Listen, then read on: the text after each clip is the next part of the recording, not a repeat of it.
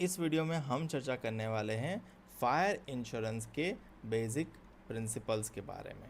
ठीक है, तो चलिए शुरू करते हैं।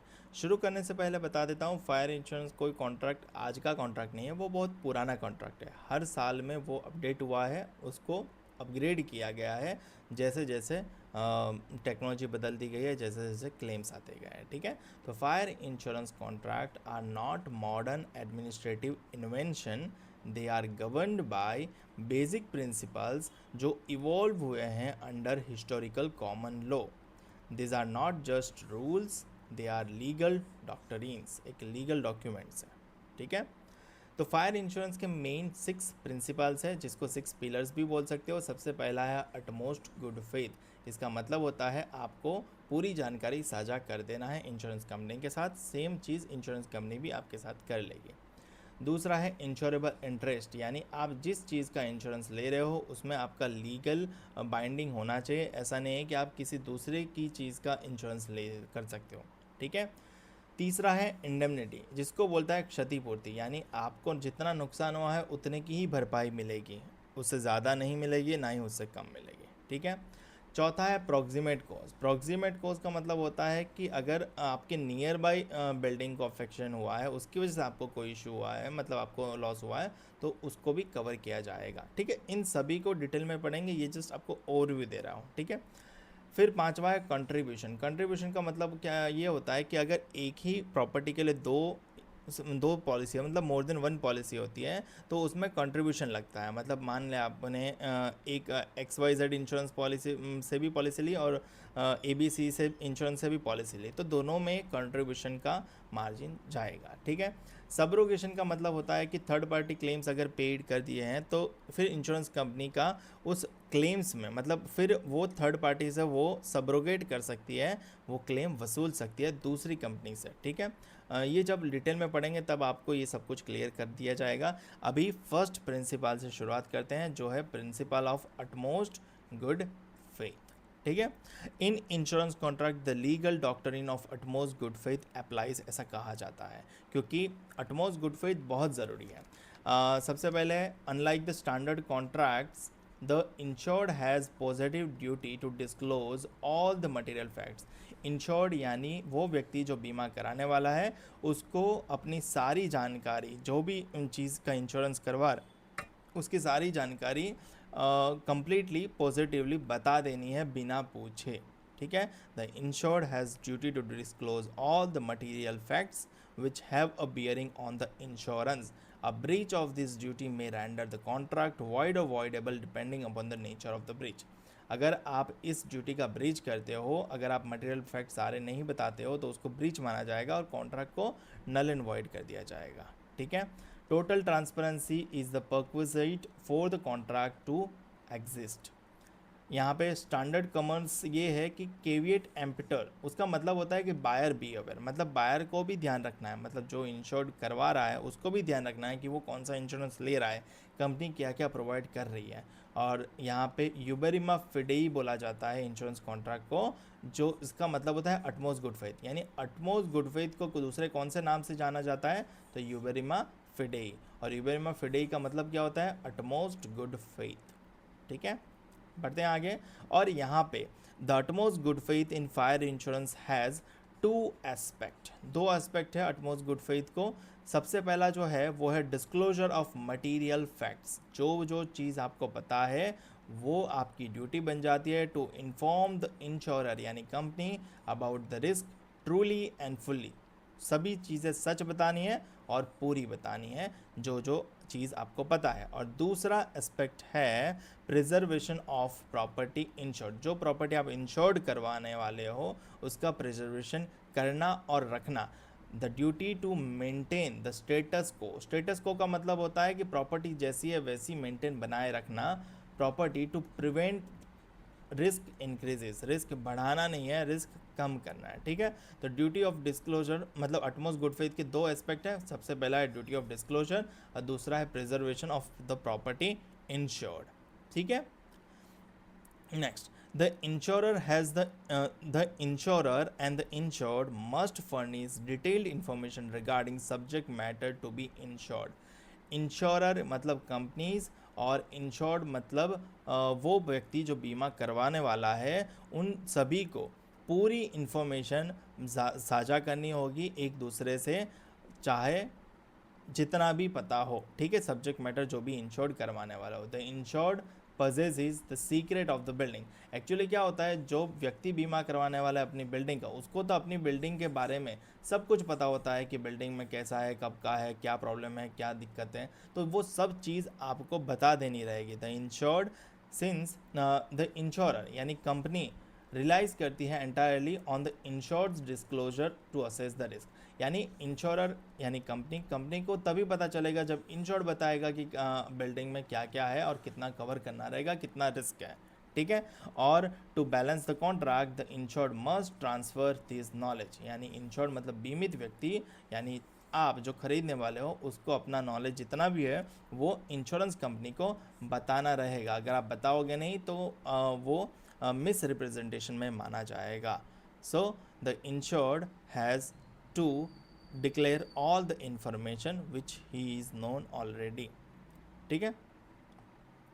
मटेरियल फैक्ट्स क्या होता है? मटेरियल फैक्ट्स वो फैक्ट्स होता है, a fact is material if it influences the insured decision to accept or decline the risk और डिटरमाइन द प्रीमियम रेट, ठीक है। तो जनरली ये वही चीज़ें होती है जो डिसाइड करती है, जो मतलब प्रभावित करती है कि इंश्योरेंस कितना रिस्की है, उसको एक्सेप्ट करना है कि नहीं करना है। तो उसी चीज़ को मतलब जो चीज़ डिटरमाइन करती है, इन्फ्लुएंस करती है आपके डिसीजन को, उसको बोला जाता है material facts. Scope of disclosure क्या है? तो आपको सभी आंसर्स फुल्ली देने हैं, आपको सभी आंसर्स ट्रूली देने हैं। प्रोवाइड स्पेसिफिक डिटेल्स, अगर आपको कोई चीज़ें पता है जो इंश्योरेंस कंपनी को ऐसे सीधा नहीं लिख सकती, वो भी आपको बतानी है। और disclose non material info even if not ask. अगर इंश्योरेंस कंपनी कोई चीज़ पूछना भूल जाती है तब भी आपको वो चीज़ बतानी रहेगी। Silence is not defence. The assured यानी बीमित व्यक्ति must volunteer critical information even if the proposal form does not have specific question। यानी प्रपोजल फॉर्म में कोई स्पेसिफिक क्वेश्चन नहीं है, फिर भी अश्योर्ड को इंश्योरेंस कंपनी को बताना रहेगा वो चीज़ों के बारे में, ठीक है।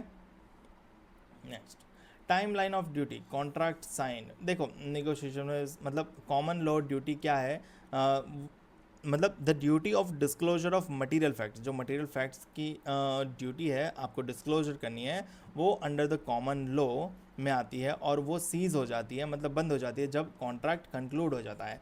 मतलब कॉन्ट्रैक्ट बनने से पहले आप सारी चीज़ें बता सकते हो जो जो आपको पता है। कॉन्ट्रैक्ट कंक्लूड होने के बाद अगर आपने कोई चीज़ छुपाई है तो वो आपके लिए ही प्रॉब्लमेटिक है, आपको ही क्लेम मिलेगा नहीं, या फिर आपका कॉन्ट्रैक्ट नल एंड वॉइड हो जाएगा। तो कॉन्ट्रैक्ट कंक्लूड होने से पहले आपको सारी चीज़ें मटेरियल फैक्ट्स बता देनी है, ठीक है। और करेंसी ड्यूरिंग द पॉलिसी, मतलब वो लेटर ऑन सीखेंगे।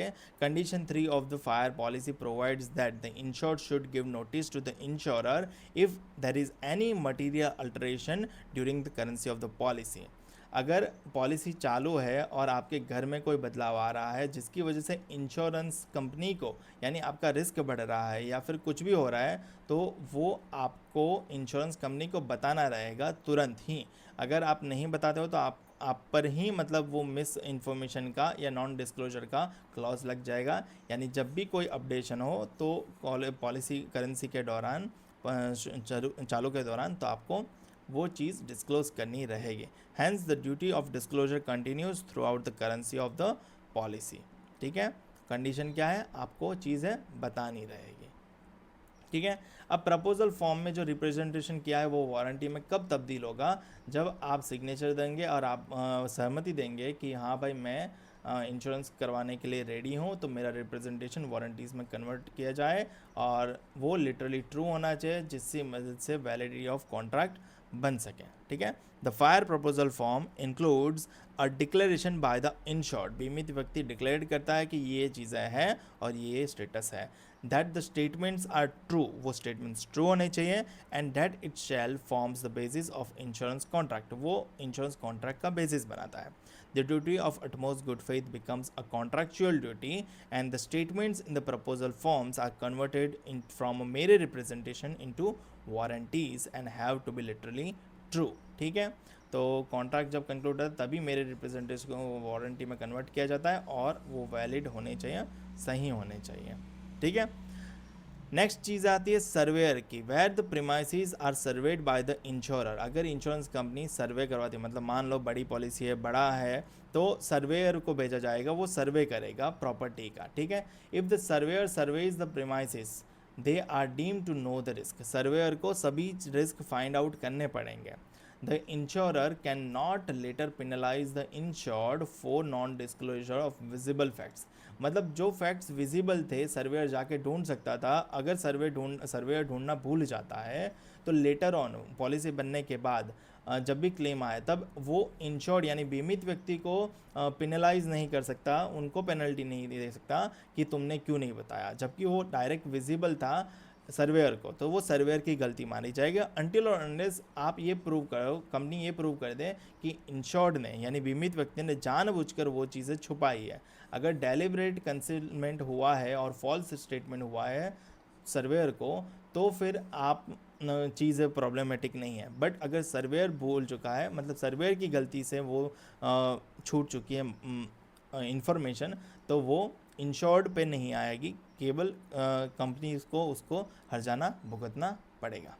ठीक है, कॉन्सिक्वेंसेस ऑफ ब्रीच क्या रहेगी? अगर अटमोस्ट गुड फेथ में आपने कुछ चीज़ें नहीं बताई, non disclosure of material facts किया है, मिस रिप्रेजेंटेशन किया है, तो कॉन्ट्रैक्ट आपका वॉइड माना जाएगा, वॉइडेबल माना जाएगा, यानी पॉलिसी रद्द मानी जाएगी। फिर है जो इंश्योर्ड है, बीमित व्यक्ति है, उसको ऑलवेज ये माइंडसेट रखना है कि वो अनइंश्योर्ड है, उसका इंश्योरेंस नहीं हुआ है। हालांकि हुआ ही है, बट इसका रखने का मतलब एक और है कि जब आप ऐसा सोचोगे कि मैं अनइंश्योर्ड हूँ, तो आप अपनी प्रॉपर्टी का मैक्सिमम प्रिजर्वेशन करोगे। The insured is expected to act as if they are uninsured at all times. Insured यानी बीमित व्यक्ति को ऑलवेज ध्यान रखना है कि वो अनइंश्योर्ड है, ऐसा मानना है। उसके मानने से होगा क्या, वो अपनी प्रॉपर्टी को ऑलवेज सेफ रखेगा पेरिल से, जब भी जो भी कोई दुविधा आती है, और अपनी प्रॉपर्टी का स्टेटस को मेंटेन रखेगा, मतलब जैसा है वैसा ही रखेगा। Do not rely on the policy as an excuse for carelessness. In short कहने का मतलब इतना ही है कि insured is also expected to act as if he is uninsured at all times and safeguard his property from the perils. Since the insured is near to the property, property के near insured ही हैं, ठीक है, तो उसी के when the alarm rings the duty intensified since the insured is present they must, मतलब insured को जितना हो सके उतना फायर को कम करने की कोशिश करनी चाहिए या फिर फायर को बुझाने की कोशिश करनी चाहिए, एक्सटिंग्विश। सेकंड है साल्वेज, जितना हो सके उतना साल्वेज बचाने की कोशिश करनी चाहिए ताकि आपका क्लेम उतना कम हो सके। और तीसरा है facilitate the fire fighting operation, fire fighting operation के साथ कोऑपरेशन करना है, क्योंकि इंश्योर्ड ही है, वो उसकी प्रॉपर्टी से सबसे नियर है और he must to act prevent fire and if a fire occurred he must do his utmost to extinguish it.